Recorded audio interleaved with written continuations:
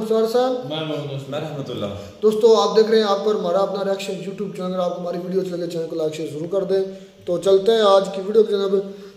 Video का title है operation मकदूत versus operation Ababeel. अच्छा जी, अबाबील मुझे लगता है पाकिस्तान का ऑपरेशन होगा और मकदूत नाम से इज़हार हो रहा को इंडिया का ऑपरेशन होगा। मकदूत और मकदूत, अच्छा मकदूत, ठीक है। खैर देखते हैं वीडियो और वीडियो के बाद इस पर बात करते हैं। क्या ये वीडियो के बाद में सारी जानकारी मिलेगी इस पर। इस वीडियो में बताई गई सारी जानकारी पब्लिक प्लेटफॉर्म पर उपलब्ध है। इसमें ऐसी कोई जानकारी नहीं दी गई है जिससे हमारे सुरक्षा बलों की गोपनीयता भंग होती है। डिफेंस डिटेक्टिव सेना का सम्मान करता है और उन्हीं जानकारियों के आधार पर काम करता है जो सार्वजनिक रूप से मौजूद हैं। नमस्कार दोस्तों, डिफेंस डिटेक्टिव के एक और एपिसोड में आपका स्वागत है। आज मैं पाकिस्तानी खुफिया एजेंसी ISI की पोल खोलने वाला हूँ। दोस्तों, आप सब डिफेंस से जुड़ी खबरों से हर वक्त अपडेट रहते हैं, इसलिए शायद आपको पता होगा पाकिस्तान के ऑपरेशन अबाबील के बारे में। ये वही ऑपरेशन है जिसे काउंटर करने के लिए भारत ने ऑपरेशन मेघदूत लॉन्च किया और सियाचिन को अपने कब्जे में कर लिया। ऑपरेशन मेघदूत इंडियन आर्मी और रॉ के सबसे बेहतरीन ऑपरेशंस में से एक था, जिसमें पाकिस्तान को न सिर्फ मुंह की खानी पड़ी बल्कि इस ऑपरेशन ने पाकिस्तानी खुफिया एजेंसी ISI को घुटनों पर ला दिया। भारतीय खुफिया एजेंसी रॉ के हाथों उसे ऐसी हार मिली जिसका दर्द उसे आज भी है। जमीनी हकायक ये हो रहे हैं कि 3000 स्क्वायर किलोमीटर पाकिस्तान का इलाका इंडियन फौज कब्जे में कर चुकी है।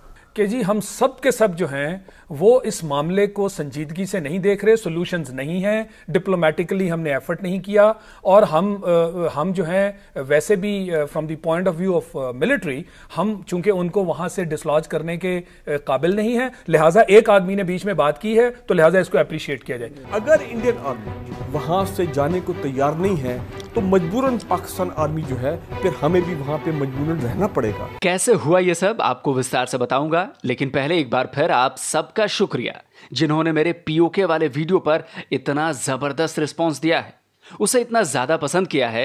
मैंने तो सोचा भी नहीं था कि ऐसा होगा, लेकिन आप सब ने मिलकर वो काम किया है जिसके लिए मैं शुक्रिया भी बोलूं तो वो बेहद कम है। आप सब ने मिलकर डिफेंस डिटेक्टिव को एक नए मुकाम तक पहुंचा दिया है। हाथ जोड़कर यही गुजारिश है कि अपना प्यार यूं ही बनाए रखें। अगर आपने अभी तक डिफेंस डिटेक्टिव को सब्सक्राइब नहीं किया है तो दाहिनी तरफ दिख रहे लाल बटन को जिस पर सब्सक्राइब लिखा है उसे फौरन क्लिक करें और साथ ही बेल आइकन को प्रेस करें जिससे मेरे हर वीडियो की नोटिफिकेशन आप तक फौरन पहुंच जाए। पाकिस्तान के मेरे दोस्त भले ही ना माने, लेकिन सच यही है कि आपको झूठ के सब्ज बाग दिखाए जाते हैं। ISI, जिसे आप दुनिया की बेस्ट स्पाई एजेंसी मानते हैं ना, उसकी आंखों के नीचे से सियाचिन चला गया और वो कुछ भी ना कर पाई। उसने पाकिस्तानी आर्मी के साथ मिलकर जो ऑपरेशन अबाबील का प्लान तैयार किया उसे भारतीय सेना ने ऐसे जमींदोज किया कि आज भी आपके हुक्मरान सियाचिन पर अपना सिर शर्म से झुका लेते हैं, कोई बोलना भी नहीं चाहता। बात साल 1984 की है। उस वक्त ISI की कमान जनरल अख्तर अब्दुल रहमान के हाथ में थी और भारतीय खुफिया एजेंसी रॉ के चीफ थे गिरीश चंद्र सक्सेना। जनरल अख्तर अब्दुल रहमान पाकिस्तानी सेना के joint chiefs of staff committee के चेयरमैन रह चुके थे, जो कि एक बेहद पावरफुल पोस्ट है। वहीं गिरीश चंद्र सक्सेना जो IPS थे, पुलिस महकमे के कई बड़े पदों पर रह चुके थे। यानी ISI की कमान सेना के हाथों में थी, जैसा कि अमूमन रहती है, और रॉ की इंडियन पुलिस सर्विसेज के एक अधिकारी के हाथों में थी उस वक्त। तो साल 1984 में ISI और पाकिस्तानी सेना ने मिलकर एक बेहद सीक्रेट मिशन ऑपरेशन अबाबील की शुरुआत की। एजेंसी और सेना के कुछ बेहद गिने चुने लोगों को इसकी जानकारी थी। मिशन था सियाचिन पर पाकिस्तानी सेना के कब्जे का। लेकिन रॉ को इसकी भनक लग गई और उसने पाकिस्तान के ऑपरेशन अबाबील से पहले ऑपरेशन मेघदूत को लॉन्च कर दिया। मगर एक ऐसी वक्त आया कि इंडिया ने रात के अंधेरे में, जैसे वो कहते हैं, तो स्नीक अप करके, तो जब हम वहां हमारी पोस्ट्स नहीं थे, हमारे लोग नहीं थे, तो उन्होंने सीज कर ली। और वो दिन और आज का दिन हमें पता क्या हुआ। मगर जब ये हादसा हुआ तो ज़िया-उल-हक साहब का दौर था, तो इन्होंने यहाँ हाईलाइट नहीं किया। ये नहीं बताना चाहते थे कि बहुत बड़ी हमाकत हो गई और कि इंडिया चुप करके एक माउंटेन पीक जो है बड़ी स्ट्रेटेजिक जो है उन्होंने सीज कर ली और हमें पता भी नहीं चला। तो इन्होंने बात को दबा दिया और फिर क्योंकि वो इंडियन हाइट्स पे थे, ये अब नीचे थे, तो लड़ाई करने का भी कोई फायदा नहीं था और वहां कोई हैवी फोर्सेस भी आप नहीं ले जा सकते थे। ठीक, इसलिए उसको दबा दिया गया। ये कहा कि इंडिया ने हमारे साथ ज्यादती की, जो कि इंडिया ने की थी। ठीक, मगर खटक था कि किसी न किसी वक्त इंडिया को सियाचिन से उतारना है और इंतकाम भी करना है, स्कोर सेटल करना है। तो 1983 में पाकिस्तानी पोजीशन ये थी कि फजूल जगह है, ये जंग करने के काबिल जगह नहीं है, ये हमने नहीं कहा था। साथ ही आप कह रहे हैं कि हम प्लानिंग कर रहे थे, हम तो सोच रहे थे कि वो क्यों आ रहे हैं। जियाउल हक ने इसे छुपा लिया। क्यों छुपाया? जवाब सीधा सा है, 71 में बड़ी जंग हारने के बाद सियाचिन का हाथ से निकल जाना दूसरी बड़ी हार थी, दूसरी बड़ी शर्मिंदगी थी, क्योंकि एक बड़ा और स्ट्रेटेजिक पॉइंट ऑफ व्यू से बेहद अहम इलाका पाकिस्तान के हाथों से निकल चुका था। लेकिन उससे भी बड़ी बात यह थी कि ऑपरेशन अबाबील का फेल होना पाकिस्तानी खुफिया एजेंसी ISI की बड़ी नाकामी थी। हमारे जनरल हेडक्वार्टर्स में यह सेंस हो चुकी थी इंडियंस आ रहे हैं कि ये वहां पे कुछ हो रही है, ये अनडिमार्केटेड है, हमें कुछ करना चाहिए। वहां पे फैसला ये हुआ कि ये जब अगली बहार आएगी, अब वो 83 की थी, 84 की जब आएगी तो हमें फिर यहाँ पे, तो हम वहां पे चले जाएंगे। इंडियंस ने हमें प्रीएम्प्ट किया और वो पहले वहां जा, ये तो इंडियन आर्गुमेंट हो गया। प्रीएम्प्ट इस पे प्रॉब्लम ये है ना कि सर प्रीएम्प्ट करने के लिए तो प्रीएम्प्ट तो ये है कि अगर ये पंजाब की ग्राउंड फेयर में हो रही थी, वहां पे प्रीएम्प्शन के लिए बड़ी तैयारी चाहिए थी। हमारे ट्रूप्स तो एक्लेमेटाइज ही नहीं थे वहां पे। इंटेंट तो कोई भी किसी की नहीं बता सकता। हम इंडिया की इंटेंट नहीं पढ़ सकते कि वो अगले साल हमारे साथ क्या करने वाला है। हम 1984 में भी उनकी इंटेंट नहीं पढ़ सके। मैं इसे ISI की नाकामी इसलिए कह रहा हूं क्योंकि एक तो उनके ऑपरेशन अबाबील की पोल रॉ ने पहले खोल दी, दूसरा रॉ को पहले से अंदाजा था कि पाकिस्तान कभी ना कभी तो ऐसा करेगा, वो सियाचिन पर कब्जा जरूर करेगा। इसीलिए कई सालों से भारतीय सेना और एयरफोर्स को ऐसे खराब मौसम के मुताबिक ढालने का काम चल रहा था जिसे ISI या पाकिस्तानी सेना पढ़ने में एकदम फेल हो गई। एक्चुअली प्लान जो है इट गोज बैक टू 1981 या 1982। 1981 में इंडिया ने एक इंडिया एंटार्क्टिक प्रोग्राम शुरू किया था और उसमें फिर अपने वो शायद लद्दाख स्काउट्स और एक उनकी इन्फेंट्री रेजिमेंट है जो वहाँ पे ट्रेनिंग लेने जाती रही है, क्योंकि ये माउंटेन वॉरफेयर है और इसमें आपको बॉडी को एक्लेमेटाइजेशन की पहले ज़रूरत पड़ती है, उसके बगैर आप इतनी ऊंचाई पे पहुँच नहीं सकते। तो इनके कोई 4 या 5 आर्मी एक्सपेडिशंस एंटार्क्टिका के अब रिवील हुए हैं। जो मैं रिसर्च कर रहा था उसके दौरान मुझे मिले कि इनके फौजी 1981 से या 82 से इनके जर्नैल या इनके एयर मार्शल्स ये प्लान कर रहे थे, बिकॉज इसमें इंडियन एयरफोर्स ने भी एक बहुत बड़ा रोल प्ले किया था। इंडियन एयरफोर्स के हेलीकॉप्टर्स इस्तेमाल किए गए थे और इंडियन आर्मी के एटलीस्ट 2 इन्फेंट्री जो बटालियंस हैं उन्होंने हिस्सा लिया। एयरफोर्स ने अपने MI-17, MI-6, MI-8 और चीता हेलीकॉप्टर्स के जरिए नामुमकिन मिशन को मुमकिन बनाया। अब आप सोचिए कि रॉ और भारतीय सेनाओं ने कितनी जबरदस्त और कितनी सीक्रेट प्लानिंग की थी। मौसम के मुताबिक सैनिकों को ढालने के लिए सालों से काम चल रहा था।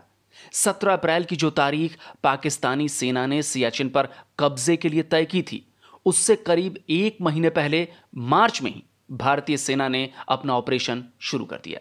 रॉ और सेना को पता था कि मिलिट्री और स्ट्रेटेजिक पॉइंट ऑफ व्यू से सियाचिन कितना अहम है। वहां उस पोजीशन पे आके ये इंडियन ट्रूप्स हमारी जो नॉर्दर्न मोस्ट डिप्लॉयमेंट है पेयोन सेक्टर और सियारी के अंदर, उसके पीछे आ गए हैं। यानी ये रिवर्स फ्रंट बैटल का एक सिनारियो बन गया है और जो कारगिल के खिलाफ हमारी फौज की डिप्लॉयमेंट थी उसको भी डाइल्यूट होना इनके ख्याल में है कि आपको ट्रूप्स को उधर लगाना पड़ेगा। ये किसको नहीं मालूम कि कश्मीर से वो जो 4 दरिया हैं आपके, उनका कॉमन सोर्स ऑफ वाटर है, जहां बंद बनाने का प्लान मंसूबा जो है वो जारी है। आपकी कोई बात नहीं सुनी जा रही। आपका जो मेन रिवर इंडस है वो यहां से आता है, जो साल्टोरो रिज के इर्द गिर्द 2 और रिवर्स हैं उनके अंदर से फीड होता है और आपका ये मेन रिवर है। यानी आपको बंजर बना देने का प्लान, ये मैं समझता हूं इसकी बहुत बड़ी कड़ी है। ऑपरेशन मेघदूत की जिम्मेदारी लेफ्टिनेंट जनरल PN हून को दी गई थी। उन्होंने इसकी इतनी जबरदस्त प्लानिंग की जिसकी भनक ISI को लगी ही नहीं और भारतीय सेना को 100% कामयाबी मिली। विदेश से सियाचिन जैसी बेहद मुश्किल जगह पर रहने के लिए जरूरी कपड़े और साजो सामान मंगाया गया। सियाचिन के 4 बेहद अहम जगहों पर कब्जे की रणनीति बनाई गई। ये जगह थी इंदिराकोल, सियाला, बिलाफोंडला और ग्योंगला। ये सोल्टोरा रिज की सबसे अहम चोटियां थी। कुमाऊं रेजिमेंट के लेफ्टिनेंट कर्नल पुष्कर चंद को टास्क फोर्स का कमांडर बनाया गया। कैप्टन संजय कुलकर्णी को बिलाफोंड लॉ की जिम्मेदारी दी गई। लद्दाख स्काउट के मेजर AK बहुगुणा को सियाला की जिम्मेदारी दी गई और लेफ्टिनेंट DK खन्ना को ग्योंगला की जिम्मेदारी दी गई। बेहद खराब मौसम, विपरीत परिस्थितियों का सामना करते हुए सबने अपनी अपनी जिम्मेदारियों को निभाया। हर चोटी पर भारत का कब्जा हो गया। पाकिस्तान की तरफ से होने वाले किसी भी हमले का जवाब देने की भी प्लानिंग की गई थी। सबसे ज्यादा खतरा ग्योंगला पर था। यहां पर सैम मिसाइलें तैनात कर दी गई थी। सियाचिन ग्लेशियर पर भी हथियार पहुंचा दिए गए थे। लेह एयरफील्ड पर भी मिसाइलें और मशीन गन तैनात थी। थोएस एयरफील्ड पर भी ऐसा ही किया गया था ताकि पाकिस्तान की किसी भी हिमाकत का मुंहतोड़ जवाब दिया जा सके। पाकिस्तान को जब पता चला कि भारत ने सियाचिन पर कब्जा कर लिया है तो उसके होश उड़ गए। आईएसआई और सेना में खलबली मच गई। फौरन जवाब देने की तैयारी शुरू हुई। 23 जून को सियाचिन पर पाकिस्तानी आर्मी ने हमला किया। भारी गोलाबारी हुई। हमला नाकाम हुआ। पाकिस्तान को अपने 26 जवानों को खोना पड़ा। भारत का भी एक जवान शहीद हुआ। जून में ही पाकिस्तान ने दोबारा हमला किया। यह भी नाकाम हुआ। इसके बाद अगस्त 1984 में भी 2 बार हमले किए गए। इसमें भी पाकिस्तान के 40 जवान मारे गए। 1987 और 1989 में पाकिस्तान ने फिर हमला किया, लेकिन नतीजा वही रहा, पाक आर्मी नाकाम रही। देखिए, अभी आपके पास तकरीबन सिर्फ 10 किलोमीटर के करीब एरिया है जो कि बिल्कुल बॉटम पे है। असल हाइट्स और सारे जो स्ट्रेटेजिक पासेस हैं वो उनके पास हैं ऊपर, सल्तोरो रिज के इर्द गिर्द। ग्लेशियर ही उनके पास है। वो कहते हैं सारा ग्लेशियर हमारे पास। मैंने कहा ना जी कि जहां से पॉपुलेशन है उससे आगे तकरीबन 10 किलोमीटर तक आपके पास है। ये मेन ग्लेशियर नहीं है। जो ग्लेशियर है वो मेन ग्लेशियर को ऑक्यूपाई, और इसीलिए उनको टैक्टिकल एडवांटेज है और फाइटिंग में उनको बहुत बड़ी एडवांटेज है। आप फाइट नहीं कर सकते, इसको एक्सेप्ट करें आप। यानी पाकिस्तान पूरी कोशिश कर चुका है भारत को सियाचिन से बलपूर्वक हटाने की, लेकिन इसमें वो कामयाब नहीं हुआ और ना ही कभी होगा। इसीलिए अब उसने भारत के सामने एक तरह से हाथ जोड़ लिए हैं, क्योंकि पाकिस्तान को सियाचिन की वजह से जानमाल का भारी नुकसान हो रहा है। 1989 के बाद हम 1 सेंटीमीटर भी आगे नहीं बढ़े। हमारे सोल्जर्स मर रहे हैं, रिसोर्सेज हमारे जो हैं वहाँ पे जो हैं वो ज़ाया हो रहे हैं। ये ट्रेजेडी ग्यारी की हो गई है। इस वक्त दोनों ममालिक के पास सस्टेनेबल कैपेसिटी के वो इसी तरह अगले भी 20 साल लड़ते रहे। अगर 8-9 करोड़ रुपया रोज का वो खर्च कर रहे हैं तो 5-6 करोड़ रुपया हम भी खर्च कर रहे हैं।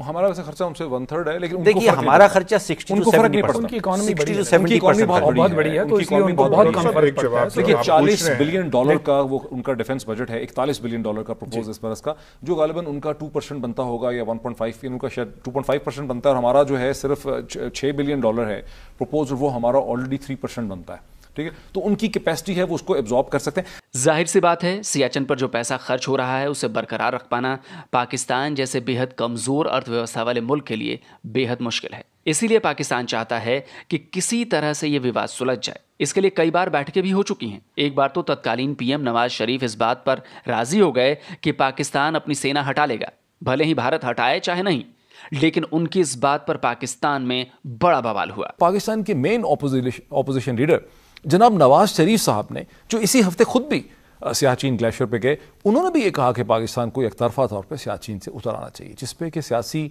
जो तज्ज़ियानगार हैं, जो स्ट्रेटेजिक थिंकर्स हैं, वो बड़े हैरान होकर देखते हैं कि चले एनजीओ वाले तो कहते हैं, लेकिन नवाज शरीफ साहब ने ये कैसे कह डाला। जनरल कियानी ने यह कहा पाकिस्तान के लिए ये मुमकिन नहीं है कि पाकिस्तान यकतरफा तौर पर, यूनिलैटरल तौर पर सियाचिन से विड्रॉ कर सके, क्योंकि हिंदुस्तानी यहाँ पहले आए हैं। ये एग्रेशन बहरहाल हिंदुस्तान ने की है, हम महज उसके रिस्पॉन्स में यहाँ पे आए।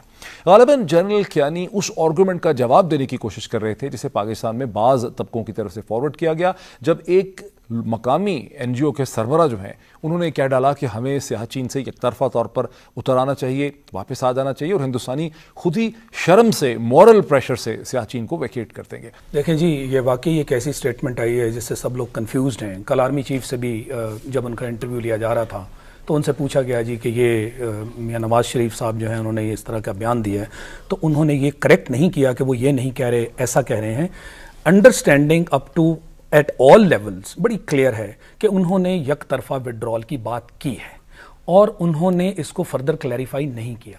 अगर ये अंडरस्टूड ऐसे है तो फिर उनकी जिम्मेदारी थी कि इसको क्लैरिफाई करते कि मैंने ऐसा नहीं कहा, मैंने ऐसा कहा है। अब सवाल यह है कि आखिर ये विवाद कैसे सुलझेगा।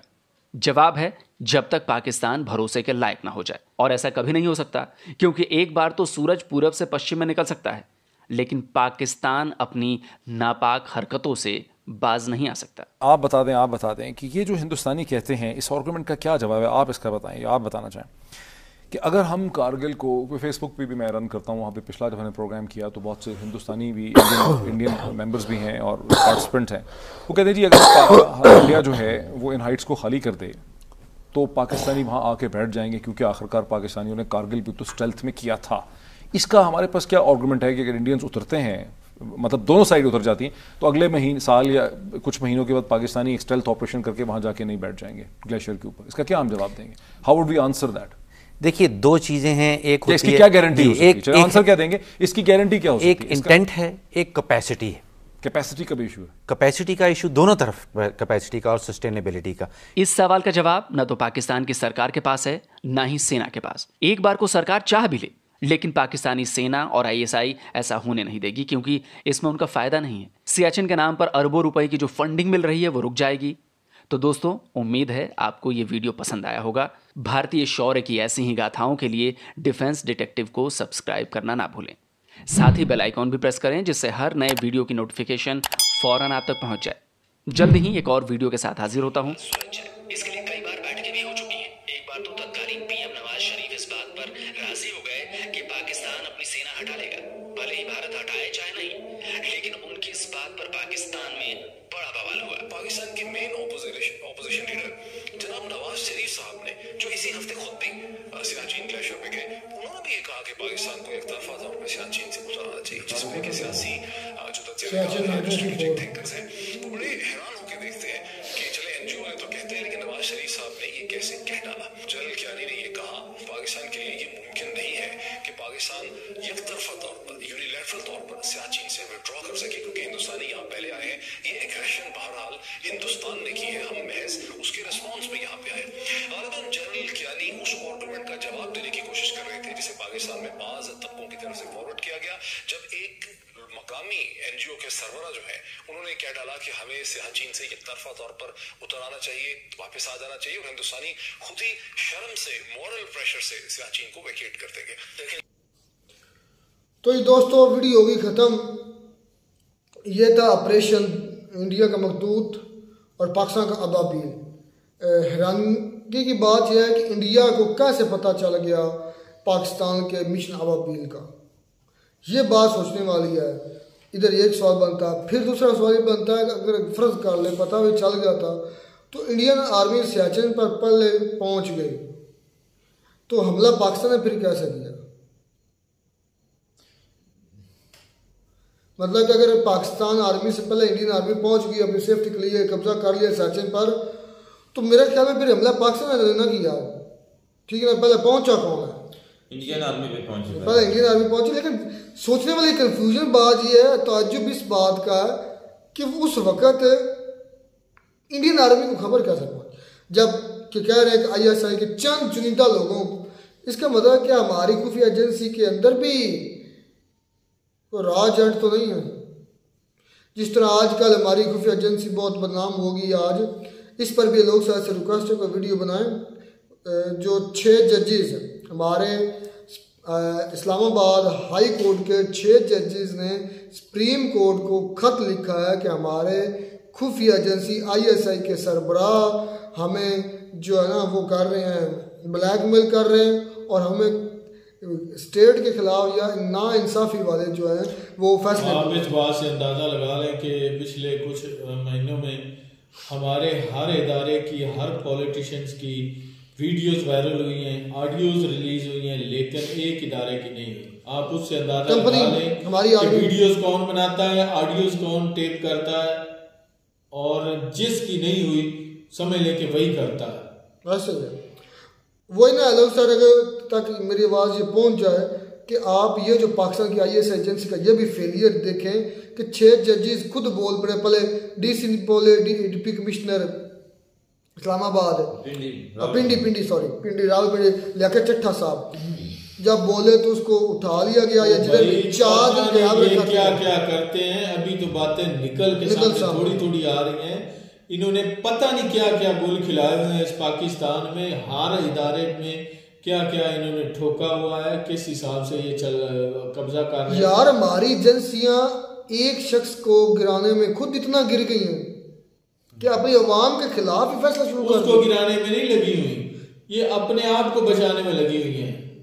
वो कैसे भाई, जब इनके पोल सारे खोल रहे हैं, इमरान खान की वजह से तो खुले हैं इनके सारे, अगर वो आ जाए तो किसी तरीके इन पर किसी का होल्ड ना हो जाए, ये तो चाहते हैं। ये मुझे लगता है ये जो नारा है ना पाकिस्तान आर्मी के लिए लगाया जाता, जंग ऐसी कोई जीते नहीं तो सियासत ऐसी कभी हारे नहीं, वो भी मुझे लगता है कि खराब होने वाला है, क्योंकि अब सियासत भी लगता है कि इनके पोल 1 बाय 1 खुल रहे हैं और हारते जा रहे हैं। क्योंकि जो काजी फायज है ना, अल्लाह बेहतर जानता, लेकिन मुझे लगता है, अल्लाह माफ़ फरमाए कमी बेशी, मुझे लगता है कि वो आर्मी चीफ और DGISI हमारे जो है ना उनके साथ मिलकर ये सारी गेमें डाल रहे हैं। और ये सारे जजेस, ये डिप्टी कमिश्नर का बोलना, ये साबित करता है कि हमारी ISI का इधर पाकिस्तान के स्टेट के अंदर भी अब फेलियर शुरू हो चुका है। इंडिया के मुकाबले में तो फेलियर हुआ ही हुआ। ये जो हमने ऑपरेशन मकतूल और ऑपरेशन अबाबील देखा, ये तो हुआ ही हुआ है, लेकिन पाकिस्तान के अंदर भी अब मुझे फेल हो रहे हैं। अब कहीं भी ये इनको इज्जत नहीं मिल रही, कहीं भी ये कामयाब। यार आप इस बात से अंदाजा लगा रहे हैं कि हर रोज आए दिन हमारे सो कॉल्ड नंबर 1 हमारे जो है ना, हमारे यहाँ पर कितने बम ब्लास्ट हो रहे हैं, धमाके हो रहे हैं मुख्तलिफ जो है ना सिटीज में, बलूचिस्तान में, और कुछ दिन पहले जो है पंजाब में भी हुआ है। तो देख लें कि वाकई मैं सोचता हूँ कि हमारी एजेंसी कहाँ है, हमारे जो सिक्योरिटी इदारे को क्या कर रहे हैं, सो रहे हैं, क्या कर रहे हैं हर रोज। यार हमारी एजेंसी को इमरान खान के खिलाफ जो जजेस पैदा करने, उनके लिए उनसे इमरान खान के खिलाफ फैसले करवाने के अलावा कोई फुर्सत हो तो वो कोई काम करे ना। उनका ध्यान ही सारा इमरान खान की तरफ है, इंडिया या अफगानिस्तान या ईरान या TTP BLA की तरफ तो है ही नहीं। कल की बात है, 5 चीनी जो है इंजीनियर्स वो मारे गए हैं, तो भाई इनकी दौड़ें लगी पाकिस्तानियों की, जो प्राइम मिनिस्टर साहब है और उनके चेले जो हैं सीधे गए चाइना के सफारत करने और वहां पे मिन्नतें कर रहे हैं कि भाई ये जो है बुरा हुआ है, मजम्मत कर रहे हैं। भाई मजम्मत क्यों करते हो, उनके इतने बंदे आप मरवा रहे हो, मजम्मत करने से क्या वो वापस आ जाएंगे? एक ना मेरी बात सुने, एक है एक स्पेशल जो है ना, एक पुलिस में एक अदारे यानी कि एक और डिपार्टमेंट कायम किया गया है, SPU स्पेशल प्रोटेक्शन यूनिट, वो सिर्फ चाइनीज की सेफ्टी के लिए बनाया गया है, लेकिन फिर भी उनके साथ देखने ऐसे सेफ्टी की जाती है। मैं तो खुद हैरान हूँ कि स्पेशल वो चाइनीज की सेफ्टी के लिए और जितने भी फॉरेन आते हैं ना दूसरी कंट्री में से, उनकी सेफ्टी के लिए जो है ना डिपार्टमेंट को कायम किया गया है। अच्छा, फिर भी उनके साथ देख लें रॉ, अगर जिस तरह वीडियो के हिसाब से, तो फिर रॉ ISI का बाप निकला, बाप ही है ना, उनके इरादों को पहले बाप गए उनकी। ऐसा भी तो हो सकता है ना, आपको पता है कि गद्दार भी होते हैं हमारी एजेंसी में, को गद्दार भी होगा जिसने ये खबर जो है यार इंडिया की तरफ गद्दार नहीं होते, आपकी तरफ से गद्दार होते हैं। आपके खिलाफ ही दुनिया साजिश करती है, इंडिया के खिलाफ ही दुनिया के खिलाफ कोई साजिश नहीं होती। आपके खिलाफ ही सारे यहूदी ईसाई इकट्ठे हैं, पूरी दुनिया उनको भूल गई है। आपके अंदर ही गद्दार है, पूरी दुनिया के अंदर कोई और गद्दार ही पैदा नहीं हो सकता। मैं तो अपनी कंट्री की बात करूंगा यार, क्या ये लॉलीपॉप है ना, मुझे पता है। और देखने की अटैक है, लोग सर कह रहे हैं कि जो है ना पाकिस्तान ने फिर अटैक किया, पाकिस्तान आर्मी ने, भाई इन्हें अटैक नहीं किया, 40 जो इंडियन आर्मी उसने किया सबसे पहले, क्योंकि वो जाके सियाचिन पर उसने कब्जा कर दिया था, तो हमला तो इन्होंने कर दिया, तो उसको जो अगर ये फर्ज करने यही पाकिस्तान आर्मी करती तो उसके बदले में तो आपने भी तो यही करना था जो पाकिस्तान आर्मी ने किया है। तो ये बात गलत आप कर रहे हैं कि पाकिस्तान आर्मी ने अटैक किया, नहीं, इंडियन आर्मी ने अटैक किया और इसको आपको एक्सेप्ट करना चाहिए था। वीडियो में आपने वीडियो आप ये न जाने कितने लोग देखते होंगे। बाकी का मसला बाद में हारे हैं जीते हैं लीक आउट हो, ये अलग मुद्दा है, लेकिन जो ये बात कर रहे हैं कि सारा इल्जाम ही आप पाकिस्तान पर लगा रहे हैं, पाकिस्तान आर्मी पर लगा रहे हैं। यार बात ये हमारा ये फेलियर है गई है, हमारी एजेंसियों का हमारे मुल्क के अंदर भी फेलियर है गई है, क्योंकि आया दिन धमाके और TTP BLA उड़ा रही है और आर्मी के लोगों को, सिक्योरिटी के लोगों को उड़ा रही है, तो ये हमारा फेलियर है। इधर भी हार रहे, अंदर भी हार रहे। अब जो हमारे जजेस बोल रहे हैं कि हमें नंगी मरी वीडियोस हमारे बच्चों की, एक जज ने तो यह कह दिया कि मेरे मतलब कि ना जिस दिन मैंने इमरान खान के खिलाफ फैसला हक में लेना था, उसने मेरे बेटे को उठा लिया गया और मुझे पता नहीं था कि मेरा बेटा किधर है, मैंने उसके खिलाफ फैसला दे दिया इमरान खान के खिलाफ। एक बोलता है कि मेरे बेटे का जो वलीमा कैसे करवाया गया, ख़त्म करवाया गया, कि अगर आपने ना ये दिया तो आपके बेटे का वलीमा हमने नहीं देंगे। ये इनका इंकशाफात हो रहे हैं, इधर भी हमारी फेलियर हो रहा है, हमारी एजेंसी का, इंडिया में भी हमारा फेलियर हो रहा है। डूब के मर गए क्यों नहीं जाते? जाने ये तो जम्मू कश्मीर जो पहले कभी हुआ करता था, ये वो सारा जो माहौल है ये बना हुआ है जोर जबरदस्त। आज हम मकबूजा हैं, आज हम कब्जे में हैं, और हम जम्मू कश्मीर के बारे में बात नहीं कर सकते, हम आजाद नहीं है। फिर आप 14 अगस्त क्यों मनाते हैं? नहीं है आजाद, नहीं मनाई। आज तक ये शुक्र है मैंने कभी पहले भी नहीं मनाई, और नहीं एक मरतबा बनाई थी, एक मरतबा बनाई थी, लेकिन अब पता भी चला कि मैं मनाते नहीं मनाई, कभी भी नहीं मनाई। ना 14 अगस्त है और ना ही हम आजाद हुए नहीं है, बिल्कुल आजाद नहीं है। अच्छा, ऊपर से हमारे 100 करोड़ जो है ना एजेंसी के लोग कहते हैं कि हम हमारे जगह तो इस दुनिया में सियाना है ही कोई नहीं। जो हम चीज़ें देख रहे हैं वो आम बंदा देख नहीं सकता। जो हमें नजर आ रहा है वो हम सही कर रहे हैं, जो बाकी दुनिया वो जाए बाहर में, लेकिन इंडिया के सामने ढेर हो जाता है। कितनी मरतबा ढेर हुए, हमारी आर्मी, हमारी एजेंसियां हर जगह ही खत्म। इंडिया के सामने जीरो का तो मत जिक्र करो। आज तो पाकिस्तान में भी जीरो। मुझे जो है ना आज मैं इसलिए खामोश हूँ क्योंकि मेरे दिल में एक दर्द है अपनी एजेंसी की वजह से, क्योंकि हमारी इस वजह सिक्योरिटी जो है ना बहुत नाजुक हो चुकी है, हर रोज मामला। मैं इस वजह से मुझे बोलने की मेरे पास हिम्मत ही नहीं है। खैर मिलते नहीं वीडियो में नाटक साथ, अब तक इजाजत।